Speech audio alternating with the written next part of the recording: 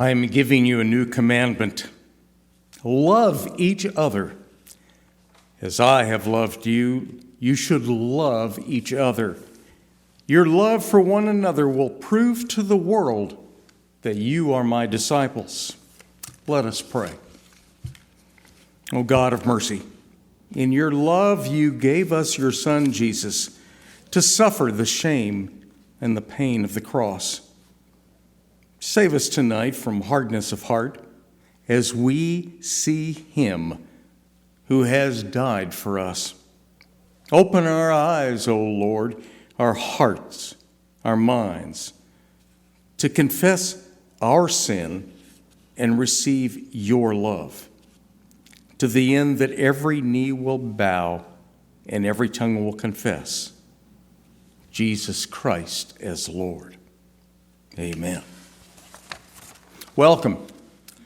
Welcome to this Good Friday service at St. Timothy Cumberland Presbyterian Church. I invite you to relive Christ's journey to the cross. In the midst of the growing darkness, we will hear Jesus' words, see his sacrificial love, and will be offered his redeeming forgiveness. In John 12, Jesus said, John 8:12, Jesus said, I am the light of the world. If you follow me, you won't be stumbling around through the darkness, because you will have the light that leads to life. He had left the glory of heaven to come to this dark planet. He let his light shine in our darkness of this world, but the darkness, it couldn't overcome it. It couldn't extinguish it. During the final weeks of Jesus' life, he shared a Last Supper with them. It was an intimate fellowship. Then he led them on a journey into the darkness of death. He invites us to follow him into that same journey, into darkness of death.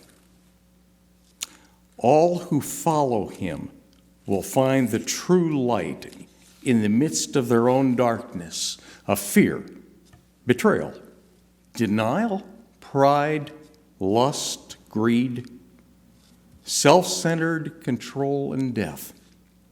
Come with us as we journey to the cross.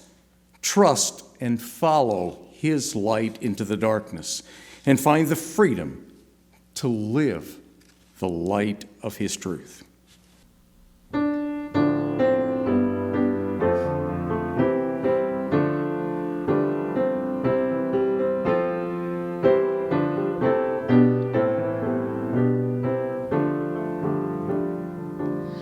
What wondrous love is this, O my soul, O my soul? What wondrous love is this, O my soul?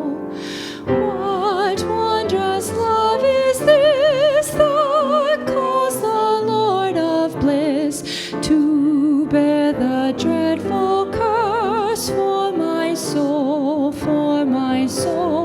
to bear the dreadful curse for my soul.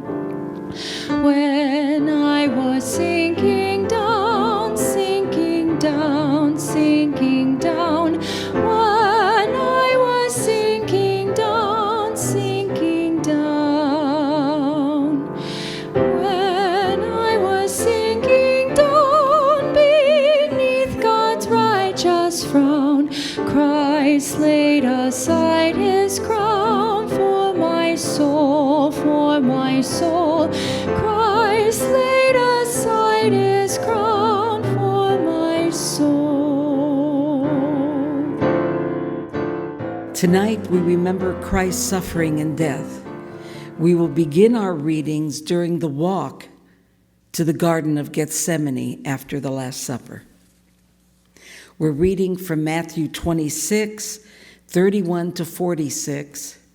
This is a responsive reading. Will the congregation please read the part that is in the bold print? Then Jesus told them, "This very night you will fall away on account of me.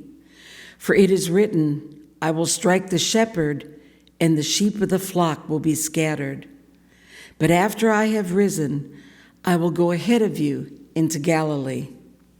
Peter replied, "Even if all fall away on account of you, I never will." "I tell you the truth," Jesus answered. "This very night, before the cock crows, you will disown me 3 times. But Peter declared, "Even if I have to die for you, I will never disown you." And all the other disciples said the same. Then Jesus went with his disciples to a place called Gethsemane, and he said to them, "Sit here a while I go over there and pray." He took Peter and the 2 sons of Zebedee along with him. He began to be sorrowful and troubled. Then he said to them, "My soul is overwhelmed with sorrow to the point of death. Stay here and keep watch with me." Going a little further, he fell with his face to the ground and prayed, "My Father, if it is possible, make this cup be taken from me. Yet not if I will, but as you will." Then he returned to his disciples and found them sleeping. "Could you men not watch with me for 1 hour?" He asked Peter. "Watch and pray so that you will not fall into temptation. The spirit is willing, but the body is weak." He went away a second time and prayed, "My Father, if it is not possible for this cup to be taken away, unless I drink it, may your will be done." When he came back, he again found them sleeping, because their eyes were heavy.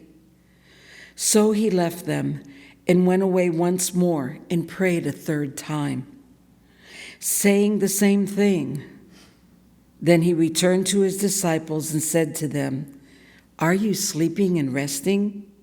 Look, the hour is near and the Son of Man is betrayed into the hands of sinners. Rise, let us go. Here comes my betrayer."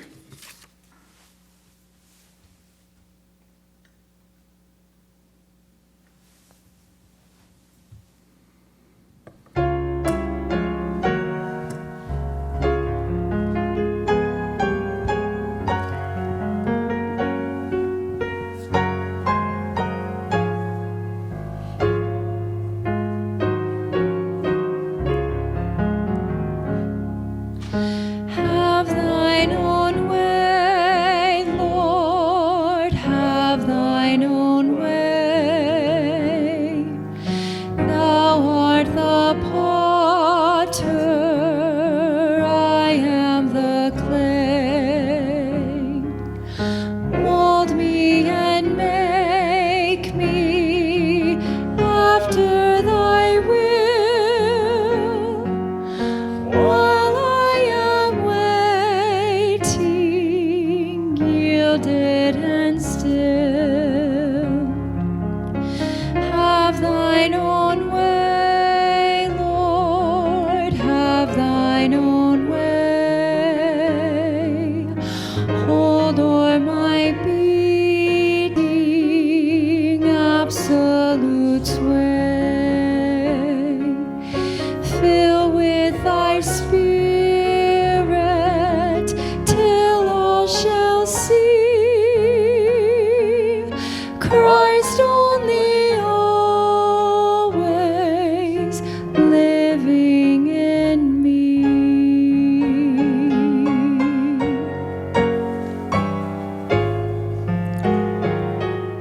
We are reading from Matthew 26, verses 47 to 56. While he was still speaking, Judas, one of the 12, arrived, and with him was a large crowd armed with swords and clubs, sent from the chief priests and the elders of the people. Now the betrayer had arranged a signal with them. "The one I kiss is the man. Arrest him." Going at once to Jesus, Judas said, "Greetings, Rabbi," and kissed him. Jesus replied, "Do what you came for, friend." Then the men stepped forward, seized Jesus, and arrested him. With that, one of Jesus' companions reached for his sword and drew it out and struck the servant of the high priest, cutting off his ear. "Put your sword back in its place," Jesus said to him, "for all who draw the sword will die by the sword. Do you think I cannot call on my Father, and he will at once put at my disposal more than 12 legions of angels?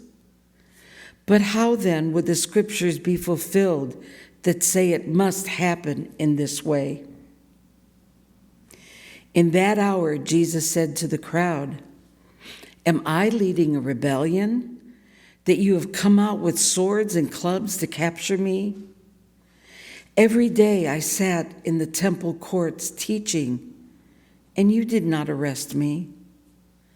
But this has all taken place that the writings of the prophets might be fulfilled." Then all the disciples deserted him and fled.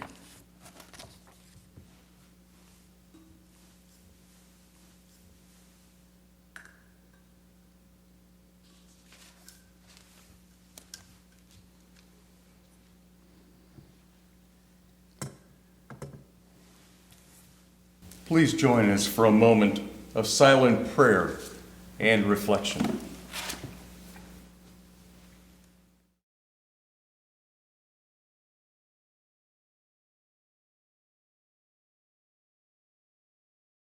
After the garden, Jesus faced his accusers.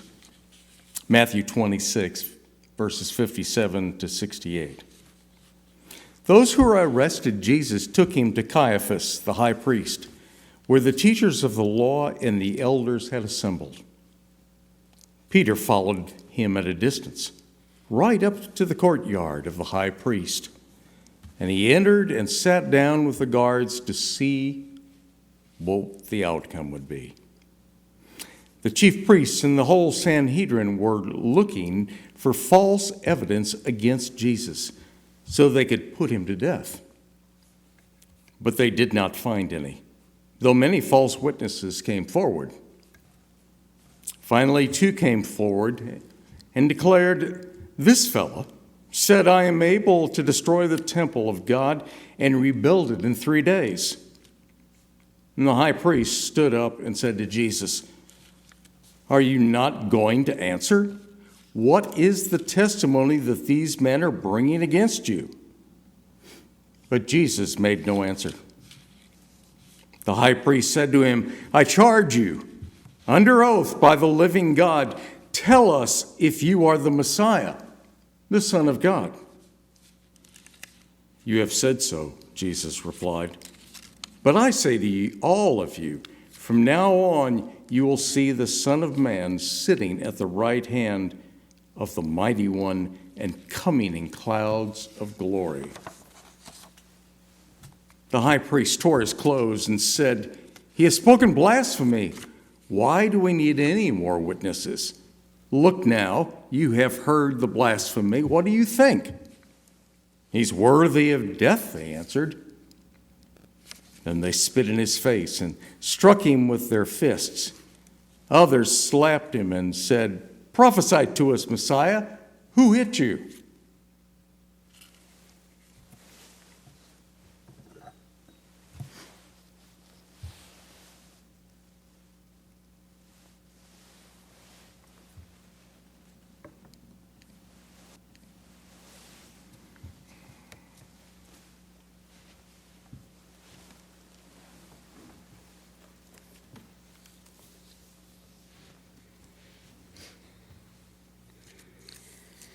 Matthew 26, 69 to 75. Now Peter was sitting out in the courtyard, and a servant girl came to him. "You were also with Jesus of Galilee," she said. But he denied it before them all. "I don't know what you're talking about," he said. Then he went out into the gateway, where another servant girl saw him and said to the people there, "This fellow was with Jesus of Nazareth." He denied it again with an oath, "I don't know the man." After a little while, those standing there went up to Peter and said, "Surely you are one of them. Your accent gives you away." Then he began to call down curses, and he swore to them, "I don't know the man." Immediately, a rooster crowed. Then Peter remembered the words Jesus had spoken. "Before the rooster crows, you will deny me 3 times." And he went outside and wept bitterly.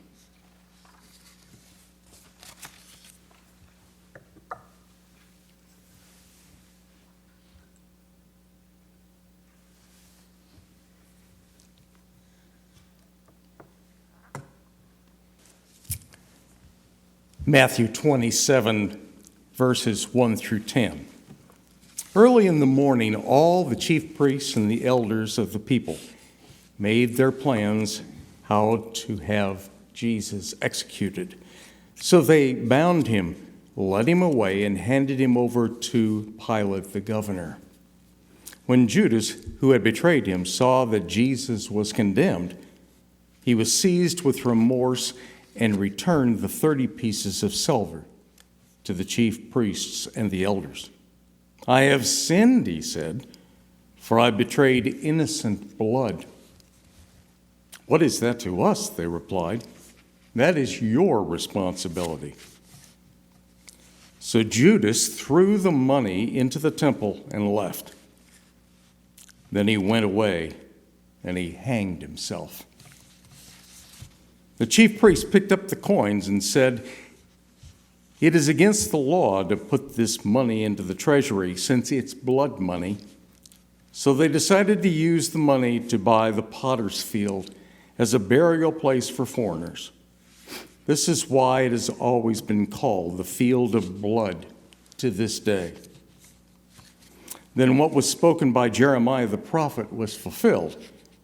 They took the 30 pieces of silver, the price set on him by the people of Israel, and they used it to buy the potter's field, as the Lord commanded me.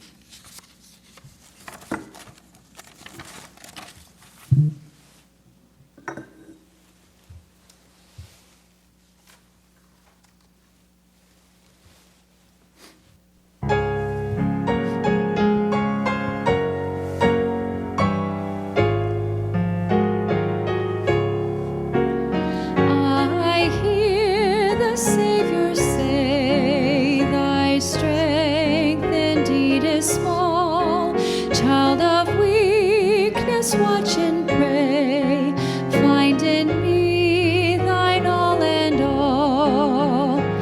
Jesus paid it all to him I owe. Sin had left a crimson stain, he washed it white as snow. Please join us for a moment of silent prayer and reflection.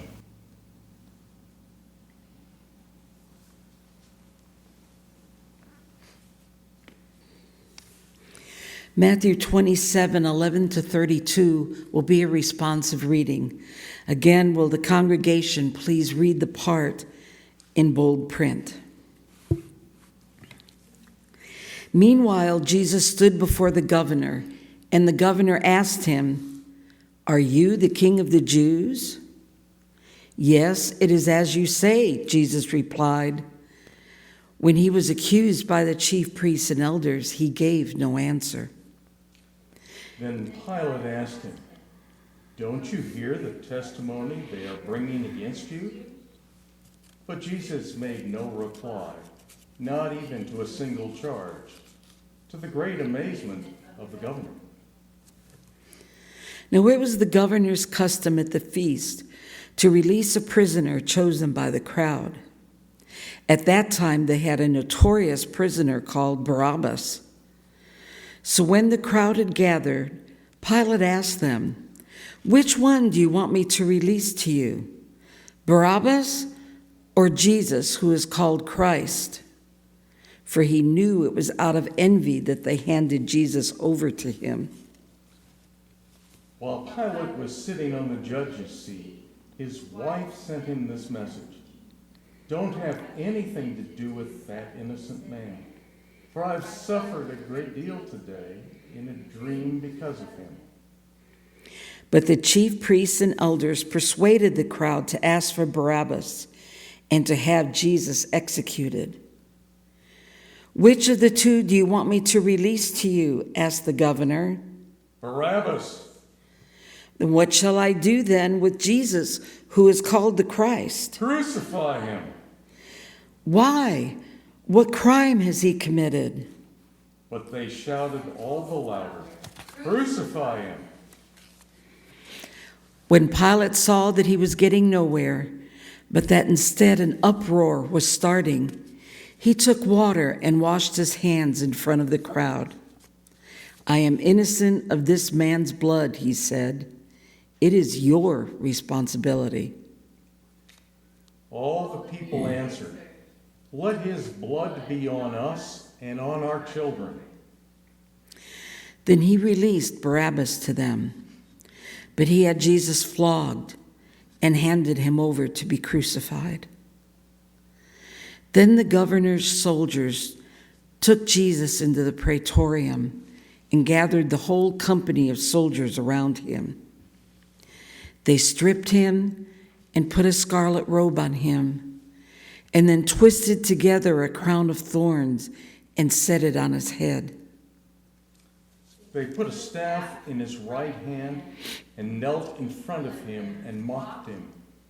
"Hail, King of the Jews," they said. They spit on him. They took the staff and struck him on the head again and again. After they had mocked him, they took off the robe and put his own clothes on him. Then they led him away to crucify him.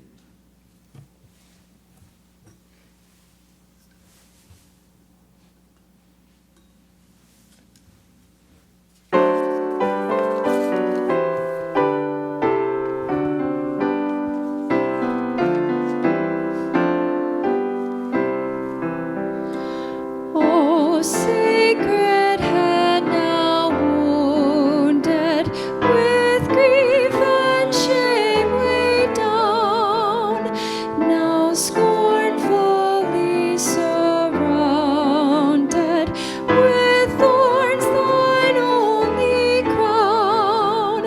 How pale thou art with anguish, with sore abuse and scorn. How does that visage languish, which once was bright as morn? Please take a moment of silent prayer and reflection.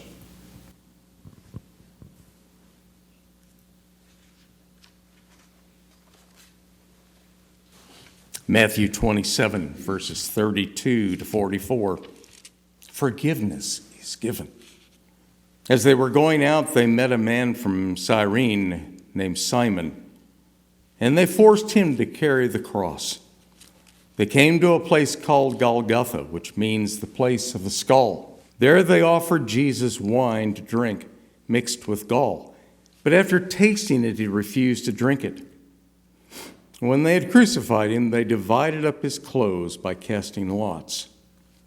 And sitting down, they kept watch over him there. Above his head, they placed the written charge against him: "This is Jesus, the King of the Jews." 2 rebels were crucified with him, one on his right and one on his left. And those who had passed by hurled insults at him, shaking their heads and saying, "You who were going to destroy the temple and build it up in 3 days, save yourself. Come down from the cross if you are the Son of God." In the same way, the chief priests, the teachers of the law, and the elders mocked him. "He saved others," they said, "but he can't save himself. He's the King of Israel. Let him come down from the cross. Then we'll believe in him. He trusts in God. Let God rescue him now, if he really wants him. For he said, 'I am the Son of God.'" In the same way, the rebels who were crucified with him also heaped insults on him.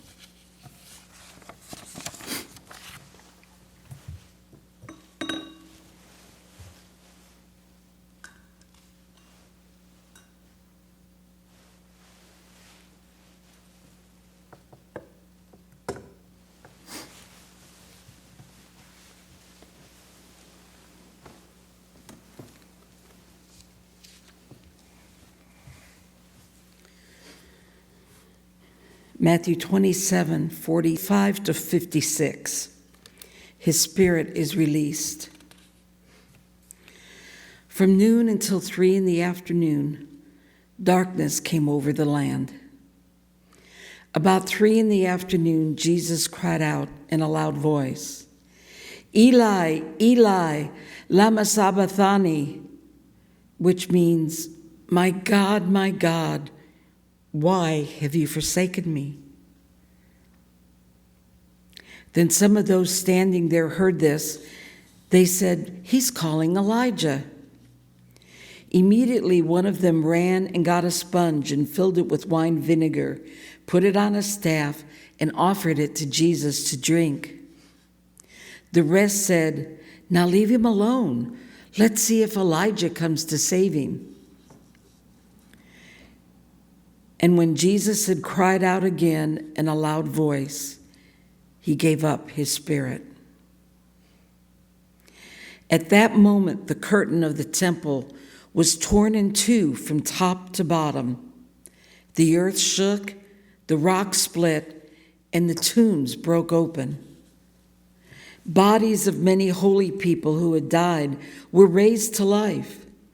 They came out of the tombs after Jesus' resurrection and went into the holy city and appeared to many people.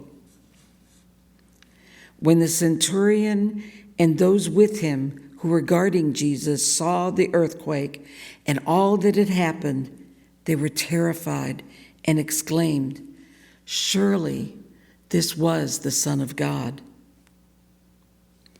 Many women were there watching from a distance. They had followed Jesus from Galilee to care for his needs.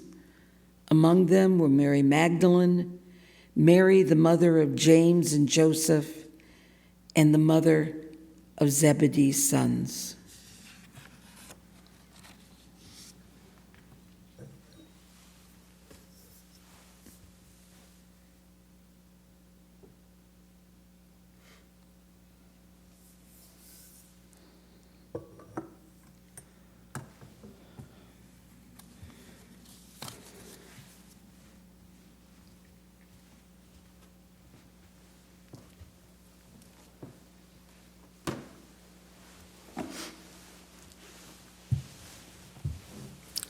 Matthew chapter 27, verses 57 to 66. The darkness of the tomb. As evening approached, there came a rich man from Arimathea named Joseph, who had himself become a disciple of Jesus. And going to Pilate, he asked for Jesus' body, and Pilate ordered that it be given to him. Joseph took the body, wrapped it in clean linen cloth, placed it in his own new tomb that he had cut out of the rock. And he rolled a big stone in front of the entrance of the tomb and went away. Mary Magdalene and the other Mary were sitting there opposite the tomb. The next day, the one after preparation day, the chief priests and the Pharisees went to Pilate. "Sir," they said, "we remember that while this man was still alive, the deceiver said that he will rise again on the third day. So give an order for the tomb to be made secure after the third day, until the third day. Otherwise, his disciples may come and steal the body and tell the people that he has been raised from the dead. This last deception would be worse than the first. Take a guard, Pilate answered. Go and make the tomb as secure as you know how. So they went to the tomb and made it secure by putting a seal on the stone and posting the guard. Please join with us in a moment of silent prayer and reflection.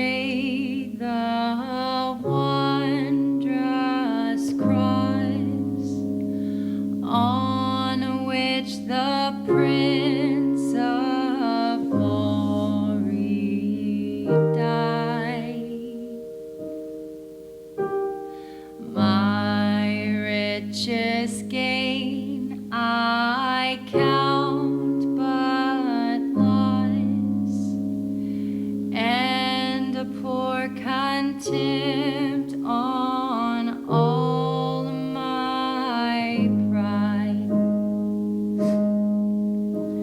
See from his head, his hands, his feet, sorrow and love flow mingled down. Did e'er such love and sorrow meet, or thorns compose so rich a crown? Oh, the wonderful cries, oh, the wonderful cries, bids me come and die, find that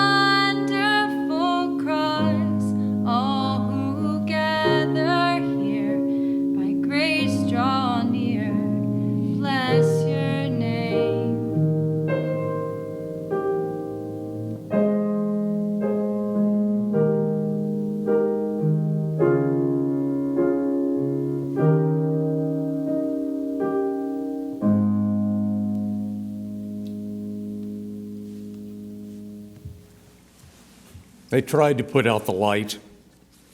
They thought they succeeded. But Jesus' death on the cross overcame darkness, sin, and death. 1 John 1, 5-7 tells us, "This is the message he has given us to announce to you. God is light, and there is no darkness in him at all. So we are lying if we say we have fellowship with God, but go on living in spiritual darkness." We are not living in the truth.